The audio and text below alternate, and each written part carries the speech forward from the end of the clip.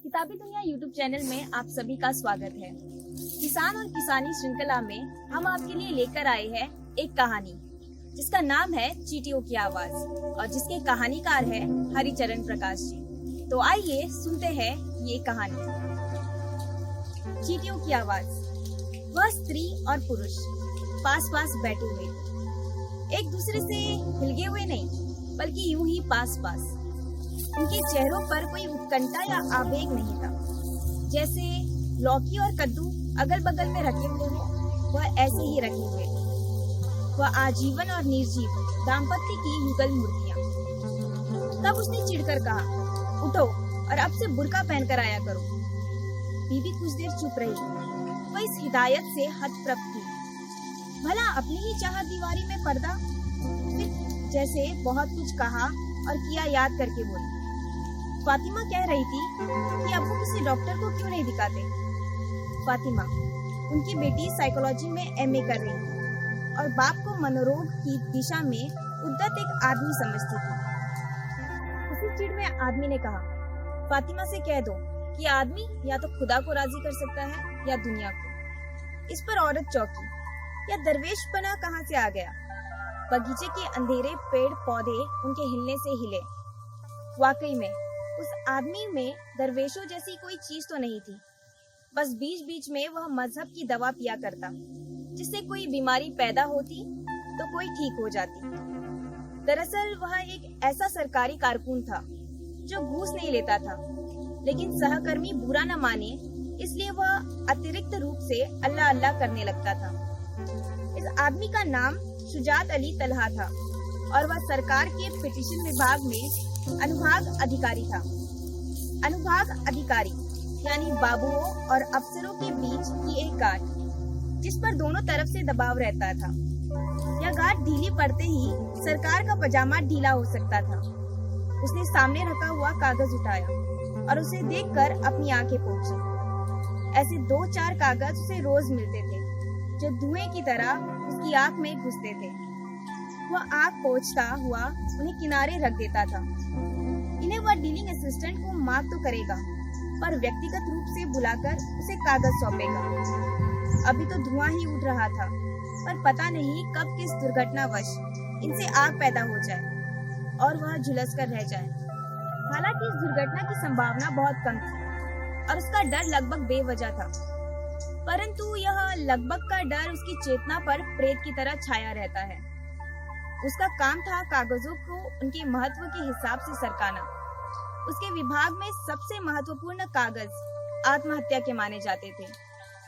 सरकार इस मामले में बहुत संवेदनशील थी, लिहाजा तरह तरह के कागज प्राप्त होते थे। आत्महत्या की घोषणा, आत्महत्या की चुनौती, यहाँ तक कि आत्महत्या की याचना भी। सरकार की नीति यह थी कि किसी भी आदमी को आत्महत्या का अवसर नहीं मिलना चाहिए, खासकर गरीबी और भूखमरी के कारण। वह चाहे तो इस वजह से तिल तिल करके मर सकता है, पर आत्महत्या नहीं कर सकता। फिलहाल तो कागज सामने रखा था। उसके रचयिता प्रबोध कुमार गुप्ता, आयु 26 वर्ष थी। उनके स्वर्गीय पितामह राम मुजागिर का दावा था कि वह स्वतंत्रता संग्राम सेनानी है, लिहाजा पेंशन और अन्य सुविधाओं के हकदार हैं। उनका दावा माना नहीं गया। राम मुजागिर के बेटे यह लड़ाई लड़ते लड़ते हार गए।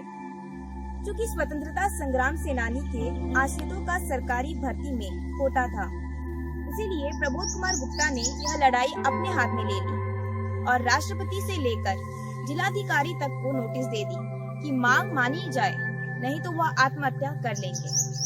शुजात तलहा ने गृह विभाग और जिलाधिकारी को नियमानुसार आवश्यक कार्रवाई हेतु चिट्ठी भिजवाकर चैन की सांस ली। हालांकि यह बेहया क्या मरेगा, जिसकी 3 पुश्तें एक ही मांग करते करते बीत गई। फ्रॉड है सब, साले फर्जी सर्टिफिकेट बनवाना चाह रहे हैं। हालांकि फर्जी सर्टिफिकेट तो अनेक सेनानियों के हैं, लेकिन हर कागज की एक किस्मत होती है। शुजात तलहा ने अपनी मुट्ठी भर दाढ़ी मुट्ठी में भरी और आश्वस्त हुए कि यह एक पूरी तरह से मुसलमानी दाढ़ी है। एक मौलाना की तकरीर में उन्होंने सुना कि 1400 साल पहले यहूदी, ईसाई और मुसलमान सब एक जैसी दाढ़ियां रखते थे, इसलिए पहचान के लिए हुक्म हुआ कि मुसलमान को एक मुश्त दाढ़ी रखनी चाहिए। उस समय एक शुजा तलहा क्लीन शेव हुआ करते थे और उसी समय उनका मजहब जो उनकी रगों में था बाहर आना शुरू हुआ था। अब वह अल्लाह अल्लाह से मुल्ला मुल्ला करने लगे थे। इस समय उनके कान शिव महिमा से पक रहे थे। बगल की मेज पर शंकर जी की तुरत फुरत वरदानशीलता के किस्से चल रहे थे और कैसे पार्वती जी उन्हें इसके लिए फटकारती रहती थी। वारे कुफ, ईश्वर न हुआ कोई जादू का रिश्तेदार हो गया। शंकर चचा, पार्वती चची, सब शैतानी कारनामे।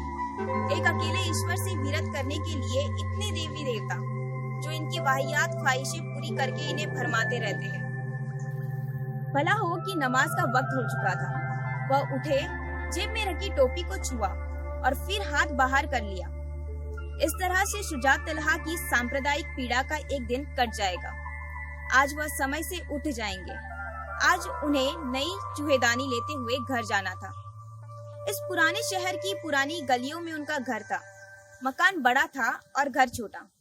उनके बाबा हकीम थे और बनवाया हुआ बड़ा सा मकान उनके बुढ़ापे में हकीम साहब की हवेली कहलाने लगा था। 3 पीढ़ियों से घटते बढ़ते यह हवेली एक विचित्र सी इमारत हो गई थी। कुछ लोग बाहर चले गए, फिर भी काफी लोग यहीं रह गए।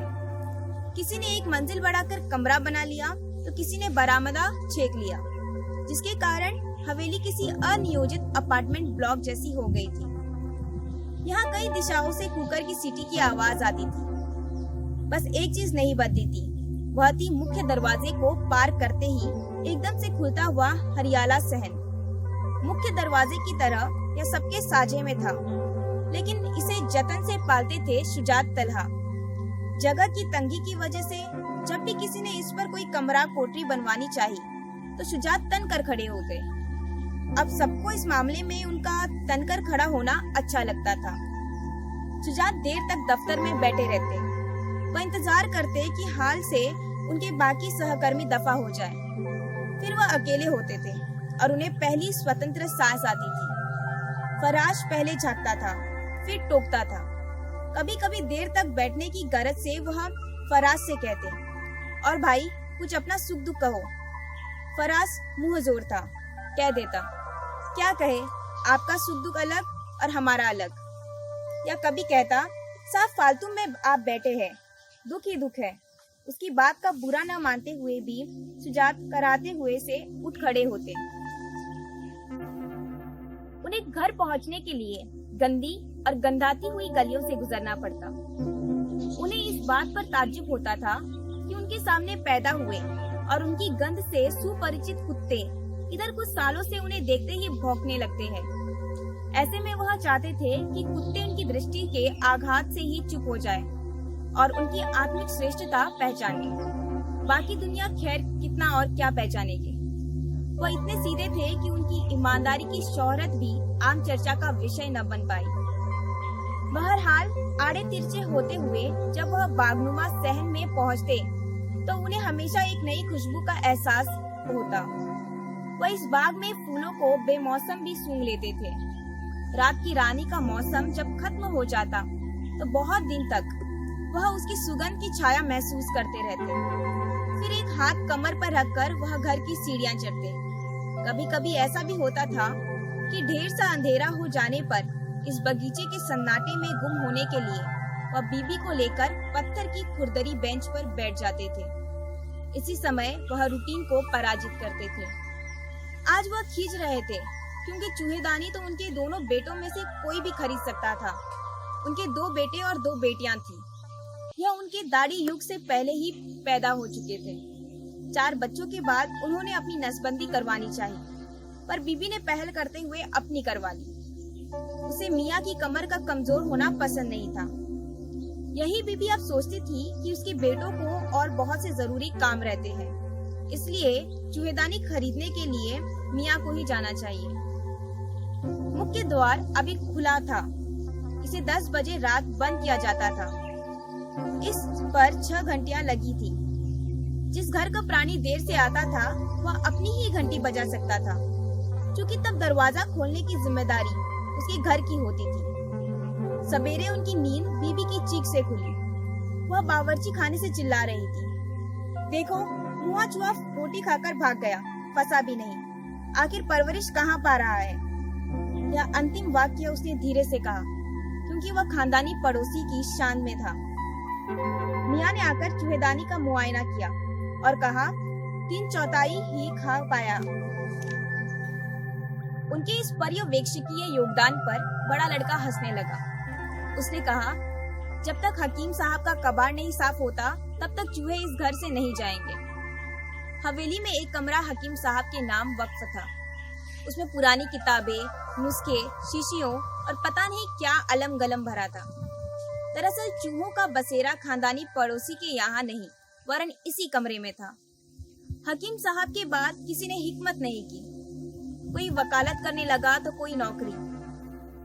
इस कमरे की एक ही चाबी थी, जो ताले में ही टंगी रहती थी। जो चाहे इस्तेमाल करे। जाहिर है कि इसका बंटवारा नहीं हुआ था, पर इसमें गाहे बगाहे साफ सफाई शुजात ही कराते थे। दाढ़ी बढ़ाने के बाद वह इस कमरे के और भी मुरीद हो गए थे। वह इसमें से पुरानी हिदायतें खोज कर पढ़ते। ऐसी ही एक हिदायत में पुरानी पेड़ पौधों और उनकी तासीर का जिक्र था। कहा गया कि यूं तो सारे पेड़ पौधे ईश्वर के बनाए हुए हैं, पर जिन पेड़ों का नाम कुरान में आया, उन्हें पृथ्वी पर पाए जाने वाले दूसरे पेड़ों पर विशिष्टता प्राप्त है। इन पेड़ों में खजूर, जैतून, अंगूर, अनार, सिदरह, शजरे, मिस्वाक, मेहंदी और अंजीर थे। इसको लेकर हजरत मोहम्मद के कथन भी उद्धृत थे। जैसे कहा गया कि हजरत के पास कहीं से अंजीर का भरा हुआ थाल आया। उसे देखकर आपने फरमाया कि अगर कोई कहे कि कोई फल जन्नत से जमीन पर आ सकता है, तो मैं कहूँगा यही वह है, क्योंकि अंजीर बिलाशुबह जन्नत का मेवा है। शुजात इन पुरानी पेड़ पौधों की फसल का इंतजार करते, खुद खाते और परिवार को खिलाते। बेटा अंजीर खाते हुए मुंह बनाता तो उसे डांटते कि अपनी जड़ों के साथ रहना सीखो। तो इसी बेटे ने एक दिन कहा, अब्बू अल्लाह अल्लाह करते करते मुल्ला मुल्ला करने लगते हैं। दफ्तर में लंच टाइम के बाद शुजात तलहा को एक किसान का प्रार्थना पत्र मिला। यह किसान उन संगठित किसानों में से नहीं था जो समृद्धि के लिए नीति बनवाने का दबाव बनाते हैं। यह 2 जून की रोटी के लिए तरस रहा किसान था। इस किसान के पास जमीन इतनी ही थी जितने में वह अध नंगा और अध भूखा रह सके। शेष की जुगत वह मजदूरी से करता था। यह किसान मुसलमान था और इस सिलसिले से अल्लाह का बंदा भी था। वह कर्मठ था और तदबीर से तकदीर की लड़ाई लड़ना चाहता था। वह हफ्ते हफ्ते नाई से दाढ़ी बनवाता था और जब मौलवियों की तकरीर सुनता था तो हैरतजदा हो जाता कि वह किस कदर कम मुसलमान है। वह था भी कम मुसलमान क्योंकि उसके पूर्वज सेवकाई करने वाले एक हिंदू जाति से मुसलमान हुए थे। नौकरियों के लिए किए आरक्षण के नोटिफिकेशन के मुताबिक वह दुनिया जाति का था। इस तरह पुराने और नए दोनों हिसाब से वह एक पिछड़ी जाति का मुसलमान था।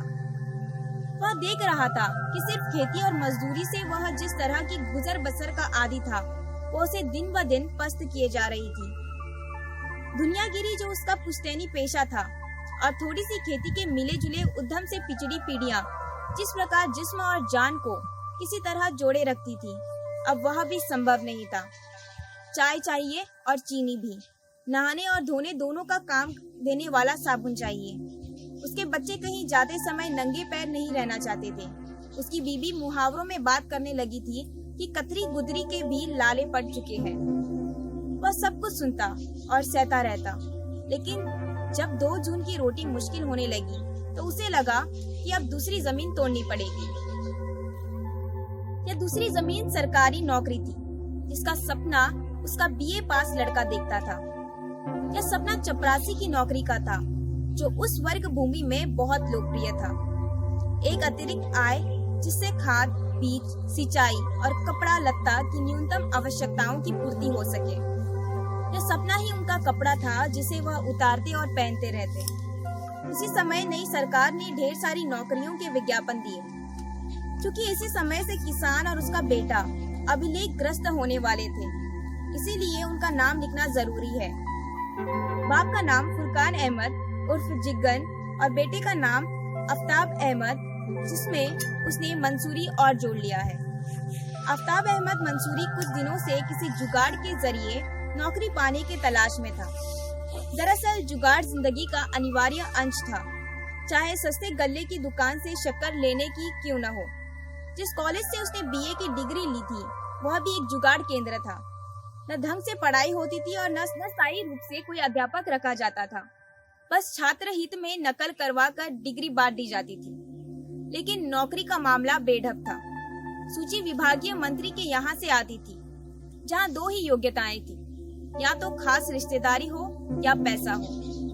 अब समस्या यह थी कि पैसा सही हाथों में कैसे पहुँचे, क्योंकि उसका कोई विज्ञापन तो दिया नहीं जा सकता था। ऐसे में दलालों की पौ बारा थी, क्योंकि वह सही हाथों में पैसा पहुंचाने का दावा करते थे। जिग्गन के पास पैसा नहीं था, इसीलिए वह पैसे वालों के इस कष्ट पर हंसता था। कहीं भी किसी भी कोने में रिश्वत को लेकर कोई आश्चर्य नहीं था। खिन्नता केवल इस बात को लेकर थी कि अब अफसर भी इस खेल में शामिल थे। लोग इसे स्वतंत्र भारत के जीवन मूल्यों से जोड़ते थे। बड़े अफसरों द्वारा रिश्वत न लेना एक अंग्रेजी परंपरा थी, जो व्यवस्था के देसीकरण में ध्वस्त हो चुकी थी। ये अफसर लोग अपने लिए सब कुछ करने के लिए समाज के लिए भी उसी पैसे से कुछ करते थे। वह धार्मिक स्थलों के लिए चंदा देते थे। हर मठिया मंदिर हो रही थी, हर कब्र मजार बन रही थी। ऐसे में आफ्ताब के मन में इसी तरीके से नौकरी पाने की इच्छा हुई और वह बाप को कोंचने लगा। उसने मांग की कि जमीन बेचकर पैसा खड़ा किया जाए, क्योंकि उसे शर्तिया जुगाड़ मिल गया है। जिग्गन को गुस्सा आया। उसने डांटा, हम तुम्हारे पीछे अपने बच्चों को भाड़ में नहीं झोंक सकते। जमीन की बात दोबारा न करना। लड़का लगा रहा। वह कमीशन एजेंटों की तरह अपने ही परिवार को अपनी योजना बेचने लगा। सोचो तो एक बार नौकरी लगने के बाद कितना दुख दरिद्र दूर हो जाएगा। हमारी जुआ खेलने की औकात नहीं है, जिग्गन ने उकड़ू बैठकर जवाब दिया। बेटा किसी योद्धा की तरह तनकर खड़ा रहा। उसने पलटवार किया, तो तुम्हारी क्या औकात है? इस बात का क्या जवाब बाप के पास होता? वह तो हमेशा अपनी औकात से जूझता रहा था। बाप दादा धुनिये थे, अब वह भी पहचान न रही। चुनाव में वह एक मुसलमान की तरह वोट देता था, क्योंकि कहीं न कहीं तो उसे जुड़ना ही था। जो लोग मुसलमान होने के नाते उससे वोट मांगते, वह भी इस बात को जानते थे कि इसके लिए कोई खास खातिर नहीं करनी है, क्योंकि दुनिया बिरादरी के लोग ही कितने हैं। कुछ दिनों में ऐसा लगने लगा कि वो अपने घर में अकेला पड़ता जा रहा है। बीबी कभी इधर झुकती तो कभी उधर। जिन बच्चों को वह वास्ता दे रहा था, वह बस इतना कहते, भाईजान अब्बा को तंग न करो, और चुप हो जाते। अब जिग्गन बाहर वालों से मशविरा करने लगा। लोग यही कहते कि जमीन बेचकर नौकरी मिल जाए तो इससे अच्छी बात क्या है, लेकिन मिले तो। उन्हीं में से कुछ लोग आफ्ताब से कहते, कबे तुम्हारे अब्बा छाती पर जमीन रखकर ले जाएंगे। दरअसल ऐसा कहने वाले रोजमर्रा की परेशानियों में जीने वाले लोग थे। वह दिल से किसी का बुरा नहीं चाहते थे, बस दूसरे के घर के झगड़े उनके लिए दिल्लगी का सबब थे। यह व्यवहार उनकी सामाजिकता का अंग था। जब एक दिन आफ्ताब मंसूरी के नाम चपरासी के पद हेतु साक्षात्कार पत्र आया, तो घर में अफरा तफरी मच गई। बेटा फिर से बाप के पीछे पड़ गया। इस समय इलाके में माहौल ही कुछ ऐसा बन गया था। नौकरियों के दलाल लड़कों के पीछे पड़े थे और लड़के अपने घर वालों के। घर वाले दलालों की विश्वसनीयता जांचने में लगे थे। जिग्गन का प्रतिरोध हल्का पड़ रहा था। बाकी घर वालों की समझ में नहीं आ रहा था कि क्या करना सही होगा, इसलिए वह किनारे खड़े हो गए। अब यह मामला आफ्ताब बनाम जिग्गन ही रह गया था। बाप बेटे ने समझौता करके मामला निपटाया। समझौता यही था कि 3/4 रकम पहले और 1/4 नियुक्ति पत्र मिलने के समय। इस 3/4 के लिए जिग्गन ने अपना आधा खेत बेच दिया, जिसके बाद पूरा परिवार आधी सांस की खुराक पर जीने लगा। घर के चूहे उसके सहजीवी थे। इस घर में उनके लिए कोई चूहेदानी नहीं थी। बाप दादों की धुन की एक कोने में खड़ी घुना रही थी। उसकी त्रनन त्रनन की आवाज काल के विवर में विलीन हो चुकी थी। जिग्गन को बस इतना याद है कि धुनकी लेकर उसके बाप और चचा कुवार कार्तिक के बीच निकल जाते थे। और माह डेढ़ माह दूर पास के कस्बों और शहर में बिताकर लौट आते थे। वह पैदल पैदल अपनी मंजिल तय करते थे। लौटकर आने पर धीरे धीरे रुई उनके तन से मैल बनकर उतरती थी। चूहे उस धुनकी की सारी तांत कुतर चुके थे। धुनकी सिर्फ इसलिए बाहर नहीं फेंकी गई थी क्योंकि इस घर में कबाड़ और वास्तविक गृहस्थी में कोई खास फर्क नहीं था। इंटरव्यू की तारीख आई। 50 रिक्त पदों के लिए 30,000 अभ्यर्थी थे। वो भाव उनका इंटरव्यू होता था और केवल नाम के लिए नाम पूछा जाता था। जिन लोगों ने पैसा दिया था वह इस बात से खुश थे कि चलो कोई नाटक नहीं होगा। खाली जेब वालों को लगता था कि चलो नौकरी का मेला देखा है। इसके बावजूद इंतजार सबको बराबर का था। शुजात तलहा के पिटीशन अनुभाग में राज्य भर में चल रहे नौकरी अभियान की शिकायतें भी आने लगी। शिकायतों में एक रूपता थी, वही घूस की एक जैसी शिकायतें। शुजात तलहा ने वह जमाना भी देखा है जब भाई भतीजावाद और सिफारिशी टट्टुओं को भर्ती किए जाने की शिकायतें होती थी। अब ऐसा नहीं था। शुजात इसी को मूल्यों की गिरावट कहते थे क्योंकि सिफारिश को वह एक मानवीय मूल्य मानते थे। उन्हें भी एक सिफारिश करवानी थी। उनकी छोटी बेटी साइंस से इंटर कर चुकी थी और बायोटेक्नोलॉजी में बीटेक करना चाहती थी। जिस कॉलेज में वह एडमिशन चाहती थी वह एक अल्पसंख्यक शिक्षण संस्थान था। शुजात तलहा को तसल्ली इस बात की थी कि यह कॉलेज चाहे जितनी आधुनिक विद्या पढ़ाए, ड्रेस कोड के मामले में बुजुर्गाना तबीयत का था। लड़कियों के सर और सीने पर दुपट्टे की ढाक मूंद जरूरी थी। शुजात सोच रहे थे कि कहां से सिफारिश का डोल बिठाए। वह खुद जिंदगी भर महत्वपूर्ण विभागों से भागते रहे क्योंकि वहां के घमासान से उन्हें डर लगता था। घूसपात उनकी प्रकृति में नहीं थी, संघर्ष उनके स्वभाव में नहीं था। इसीलिए काजल की कोठरियां से बचते बचते वह उनसे डरने लगे थे। नतीजा यह था कि वह किसी के काम नहीं आए, तो भला उनके काम कौन आएगा। यह गनीमत थी कि बीवी बच्चों की निगाह में वह निकम्मे थे, निंदनीय नहीं। ऐसे में मजहबियत से उन्हें नशीली राहत मिलती थी क्योंकि यही एक ऐसा क्षेत्र था जहां भौतिक पर भौतिकता का लांछन नहीं लगता। तो वह दाखिले के लिए शहर के बड़े मौलाना के पास पहुंचे। इस बीच जिगन के जीवन में एक कानूनी घटना हो गई। जिस विभाग की चपरासीगिरी के लिए उसके लड़के ने इंटरव्यू दिया था, वहां के टेलीविजन कोर्ट से स्टे ले आए। इंटरव्यू धरा का धरा रह गया। लेन देन का बिचौलिया अपनी बात पर दृढ़ था कि पैसा आगे पहुंच गया है। अब अदालत ने ही लंगड़ी मार दी तो वह क्या करे। जब तकादे उग्र होने लगे तो रिश्वत की कड़ी तोड़कर वह गायब हो गया। जिगन पर जब यह गाज गिरी तो एक आग की तरह ईश्वर का नाम उसके अंदर उपजा और चित्कार में विस्फोटित हुआ। उसने कभी यह कहा था कि धर्म जन समुदाय के लिए अफीम है। उसी ने यह भी कहा था कि धर्म पीड़ितों का आर्तनाद है, एक हृदयहीन संसार का हृदय है। शुजात तलहा के घर का चूहा पकड़ में नहीं आ रहा था। जहर देकर मारने का विचार बहुत पहले ही उनके यहाँ से खारिज हो चुका था। घर में एक एयर गन रखी थी जो अभागे जंगली कबूतरों को मारने में काम आती थी।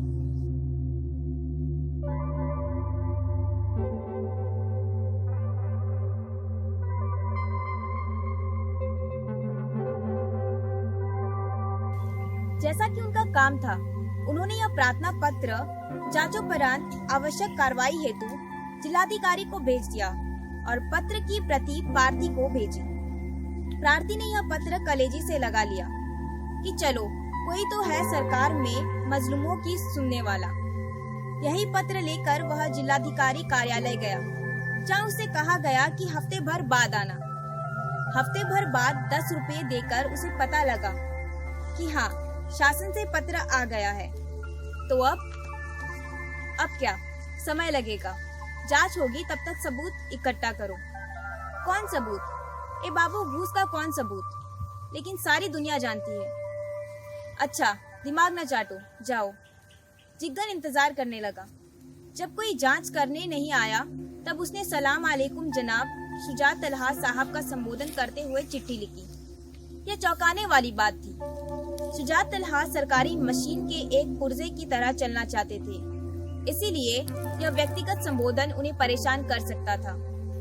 बहरहाल उन्होंने फिर से चिट्ठी जिलाधिकारी को जांचोपरांत नियमानुसार आवश्यक कार्रवाई हेतु भेज दी। प्रतिलिपि श्री फुरकान अहमद को सूचनार्थ। जिगन को फिर थोड़ी राहत महसूस हुई, इतनी कि वह शुजात तलहा को अदबदाकर आत्मीय चिट्ठियां भेजने लगा, कुछ इस अंदाज में जैसे कोई किसी फरिश्ते से खतों किताबत करे। लेकिन फरिश्ते की हालत खराब हुई जा रही थी कि इस साले ने मुझे क्यों पकड़ लिया है। एक दिन जिगत ने लिखा कि वह उनसे मिलना चाहता है, क्योंकि जिलाधिकारी कार्यालय का चक्कर लगाते लगाते उनके तलवे घिस गए हैं। इस खत को पाकर शुजात तलहा घबरा गए। उनका काम है कागजी कार्रवाई करवाना, कर दिया। अब इस नाशुक्रे को कौन समझाए कि इससे ऊपर की उनकी ड्यूटी नहीं है। उन्होंने यह खत दबा दिया। जिगन उन्हें खत लिखता रहा कि कैसे जिंदगी दुभर होती जा रही है। इन खतों में आधी अधूरी खेती, दुगुनी हो चुकी गरीबी और किसी विपदा की तरह पड़ने वाले त्योहारों की बात होती। शुजात यह सारे खत दबाते रहे। यह खत उनसे जोर जबरदस्ती का संबंध बना रहे थे। कोई रोजनामचा इन चीजों का नहीं होता। नहीं तो लिखा जा सकता कि जिगन ने जब पहला खत आत्महत्या का भेजा तो उसकी क्या वजह रही होगी। चलिए यह मान लेते हैं जब उसके यहाँ पहला फाका हुआ होगा तो उसने आत्महत्या की धमकी दी होगी, वह भी जल कर मरने की। शुजात तलहा पढ़कर आग बबूला हो गए। मुसलमान होकर जलकर मरने की धमकी दे रहा है दोज़खी। शुजात तलहा ने दुश्मनों की तरह सोचना शुरू कर दिया। खुद घूस देकर अपनी ऐसी तैसी कराते हैं और जिन्हें आजाद की है उनके जैसे भले आदमी का जो इन चीजों से कोसों दूर रहता है। फिर तो समय समय पर आत्महत्या के पत्र आते रहे, लेकिन वह समय क्या था? क्या वह समय था जब उसकी बेटियों के कपड़े फट चले थे, या घर की परेशानी से शर्मिंदा होकर उसका बेटा भाग गया था? जिगन अब समय और स्थान की पूर्व सूचना देते हुए पत्र भेजता था। यह और मुसीबत थी कि पत्र पाते ही हरकत में आना पड़ता था। शुजात तलहा जिगन के आत्महत्या सूचक पत्रों को देखते ही सकते में आ जाते। इन्हें दबाना खतरनाक था। उनके हाथ पैर सुन्न हो जाते। मुश्किल से वह इतनी हरकत कर पाते जितना एक साइकिल सवार बूढ़ा दूसरे साइकिल सवार बूढ़े से टकराकर कर पाता है। वह धीरे धीरे हिम्मत बटोरते और कागज आगे पीछे दाएं बाएं भिजवाते। जिगन उन्हें अल्लाह का वास्ता भी देने लगा था। समय और तिथि के साथ वह उस कार्यालय का नाम भी देता जहां वह आत्महत्या को अंजाम देने वाला था। कभी जिलाधिकारी कार्यालय तो कभी मंडलायुक्त कार्यालय, कभी सचिवालय तो कभी मुख्यमंत्री आवास। होते होते शुजात तलहा की नजरों में जिगन एक आतंकी बन गया था जो सिर्फ उन्हें डराए हुए था। शुजात जब उससे नफरत करते तो पूरी तरह से पवित्र हो जाते। पुलिस इन स्थानों पर तत्परता से पहुंचती जिनका उल्लेख जिगन के खतों में होता, लेकिन जिगन वहां होता ही नहीं था। पुलिस की नजरों में वह एक ब्लैकमेलर था और मौके पर धता बताने वाला धोखेबाज भी। पुलिस परेशान थी और लोग पुलिस की परेशानी से खुश थे।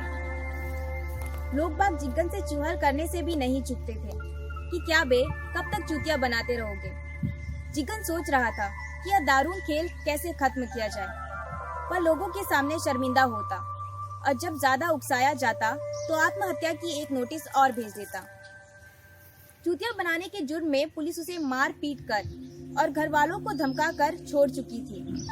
कानूनन उसे जेल में होना चाहिए, लेकिन पुलिस से वह झूठ बोल देता कि यह नोटिस उसकी नहीं है। वह टाइपशुदा नोटिस भेजता जिसमें पैर की अंगूठे की छाप होती थी। दरअसल जिगन मरना नहीं चाहता था, उसकी इच्छा मारने की हो रही थी, लेकिन वह मरने मारने दोनों से डरता था।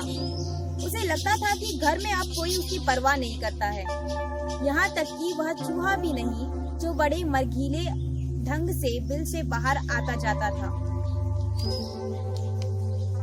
उसे एकदम से गुस्सा आया कि अब इस घर में क्या है कि चूहा अभी भी चहलकदमी कर रहा है। उसने नाल जड़ा जूता चूहे पर फेंक मारा। चूहा चिचिया कर एक और पसर गया। जिगन ने उठकर उसी जूते से चूहे को बाहर फेंक दिया। चूहा अभी जिंदा था। इस अधफल हिंसा से जिग्गन को ग्लानि हुई। वह घबराकर घर के भीतर भागा। वह बेचैनी में घर के बर्तन औंधे करने लगा। चूहे को चींटियों ने पूरी तरह से छाप लिया था। इस निःशब्द हिंसा से वह सिहर उठा। इस सबसे बेखबर शुजात तलहा के लड़के ने उत्पाती चूहे पर एयरगन तानी और पिट्ट की आवाज के साथ चूहे ने कलाबाजी खाई और चित्त हो गया। वह उसे बगीचे में गाड़ आया। भूख और कमजोरी से निढाल पड़े जिग्गन को कभी कभी लगता कि चींटियां उसे मुर्दा समझ बैठी है। वह उठता और चींटियों को मसलने लगता। वह उन्हें मारता और सोचता कि वह कैसी अनोखी जीव है जो मरते समय आवाज नहीं करती। कोई गुर्रा कर मरता है तो कोई मिमिया कर, लेकिन यह तो बिल्कुल बेआवाज, मरते समय भी और मारते समय भी। एक दिन जिग्गन की लाश बिना किसी नोटिस के तालाब के किनारे मिली। चींटियां उसके आँख, कान, नाक में घुसी हुई थी। उस समय उसे जिसने भी देखा उसे चींटियों से डर लगने लगा। सारी जांचें एक साथ संपन्न हुई। न तो हत्या के कोई सबूत थे और न आत्महत्या के। सबूत तो भूखमरी के थे जो लोकतंत्र में एक निषिद्ध शब्द है। अतः जांचोपरांत यह निष्कर्ष निकला कि जिग्गन कुपोषण से मरा। उसकी विधवा को कुछ फौरी सहायता और कुछ आश्वासन मिले। शुजात तलहा ने जिग्गन की फाइल बंद कर दी। अल्लाह की मर्जी। अनुभाग अधिकारी के रूप में उन्होंने एक आखिरी काम किया। उनका अनुसचिव के पद पर प्रमोशन हो गया। खुदा का शुक्र। शुजात तलहा ने बुरके के ख्याल में गुम हुई बीबी को देखा। बीबी चुप थी। तनाव की खामोशी से बगीचे की घास जलने सी लगी थी।